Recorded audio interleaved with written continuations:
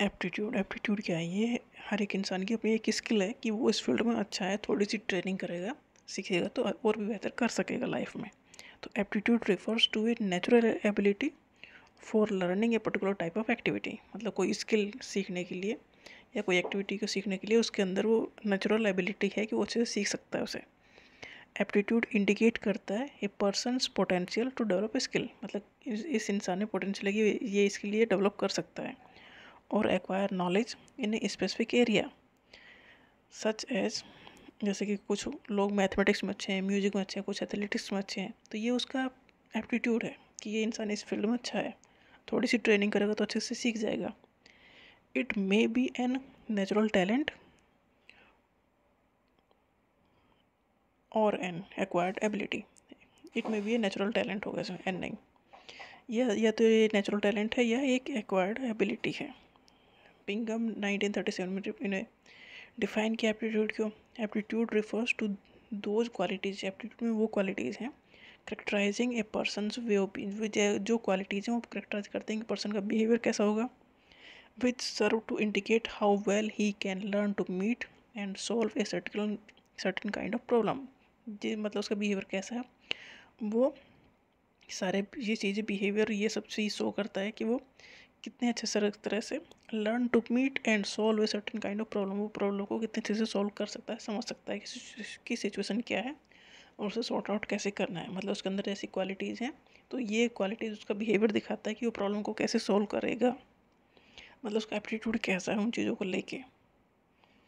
Aptitude major करता है specific abilities को, मतलब हर इंसान की अपनी एबिलिटीज़ अलग अलग हैं तो स्पेसिफिक हैं, तो एप्टीट्यूड मतलब वो स्पेसिफिक एबिलिटीज़ ही हैं।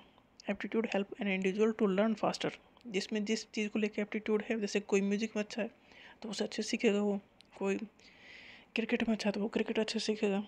Aptitude is very helpful in choosing any kind of activity, मतलब एप्टीट्यूड हेल्प करता है कि कौन किस चीज़ में बेहतर है वो उसे ही चूज़ करेगा।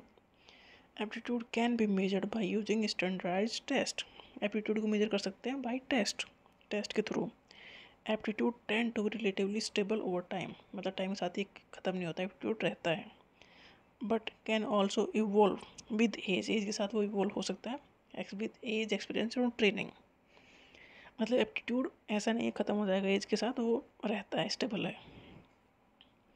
एप्टीट्यूड मेनली 3 टाइप का है, manual, mechanical and clerical aptitude.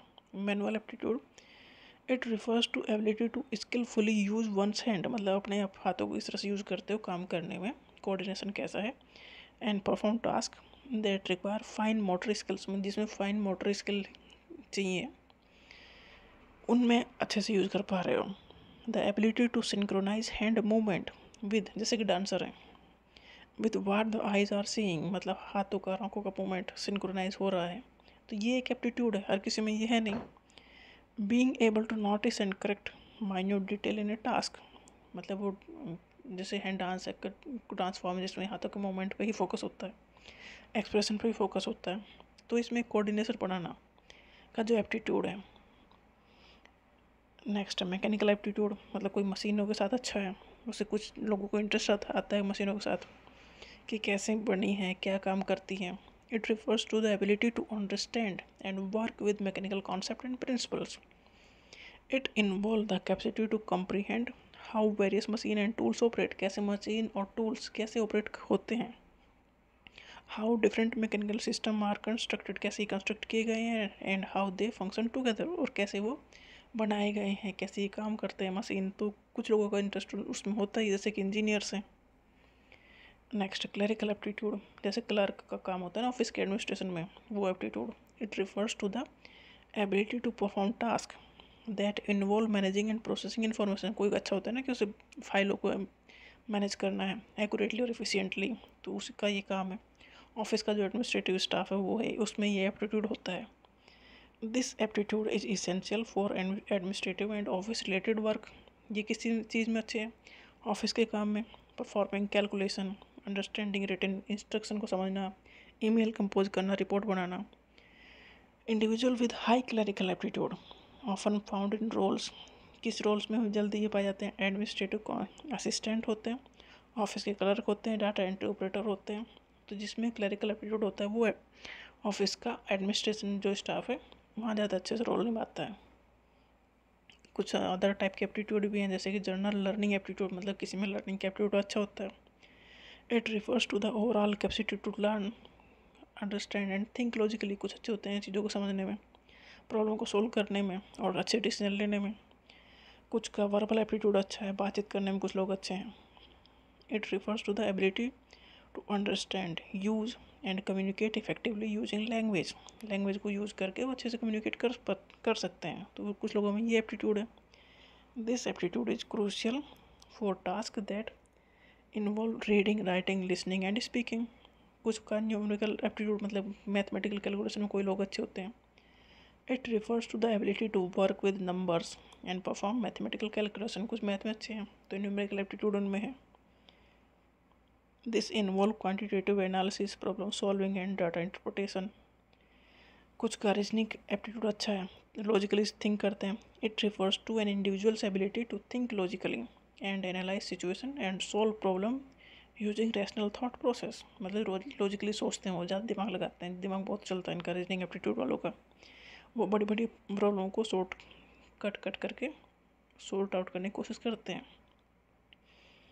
मतलब छोटे छोटे स्टेप में सॉर्ट आउट करने की कोशिश करते हैं जिससे इनकी बड़ी बड़ी प्रॉब्लम भी वो सोल्व कर लेते हैं। मतलब वहीं तक चलते हैं जहाँ तक दिखाई दे रहा है। लैंग्वेज लर्निंग एप्टीट्यूड कुछ लोगों में अच्छा होता है। It refers to an individual's natural ability to acquire and learn new language. कुछ लोगों का शौक होता है ना नई नई लैंग्वेज सीखने का, हर कोई तो नहीं सीख सकता भाई, तो ये उनका एप्टीट्यूड है। इंडिविजुअल डिफरेंस एंड वेरिएबिलिटी, मतलब दो लोग एक दूसरे से डिफरेंट है ही हैं। Individual differences and variability refers करता है to the variation among individuals में वेरिएशन है किस चीज़ में, इन देयर कॉग्निटिव, मतलब दिमाग के लेवल पे अलग है, इमोशनल लेवल पे अलग है, बिहेवियर भी अलग है। मतलब दो लोग एक दूसरे से अलग तो होते ही हैं हर मामले में। These differences can influence a wide range of human activities. जो ये डिफरेंसेस हैं ये ह्यूमन एक्टिविटीज़ को इन्फ्लुएंस करेंगे। एंड कैपेसिटीज़, जैसे सबकी अपनी इंटेलिजेंस अलग है, पर्सनालिटी अलग है, मोटिवेशन एंड एप्टीट्यूड अलग होगा। सम इंडिविजुअल में एक्सेल इन मैथमेटिकल रीजनिंग, कुछ मैथमेटिकल रीजनिंग में अच्छे होते हैं, कुछ में have stronger aptitude for verbal task, कुछ बोल चाल में बातचीत करने में अच्छे होते हैं। There are differences in how individuals experience regulate emotions, मतलब हर एक इंसान का अपना डिफरेंट होगा इमोशंस को हैंडल करने का प्रोसेस। मतलब दो लोग एक दूसरे डिफरेंट तो होने ही हैं। Individuals are different in physical trait and capabilities. देखो कोई छोटा है कोई बड़ा है, तो सब जो फिजिकल ट्रेट हैं, क्वालिटीज़ हैं, वो सबकी अपनी अलग अलग हैं। Individual differences can also be shaped by cultural background. Individual differences मतलब सबका अपना जैसे कल्चर है उस हिसाब से बनता है, कैसे अपब्रिंगिंग हुई है, कैसे एजुकेशन है, कैसे उसके एक्सपीरियंस है, उस तरह से इंसान का बिहेवियर चेंज हो जाता है। तो दीज फैक्टर्स कंट्रीब्यूट करते हैं to the diversity in belief, value and behaviour.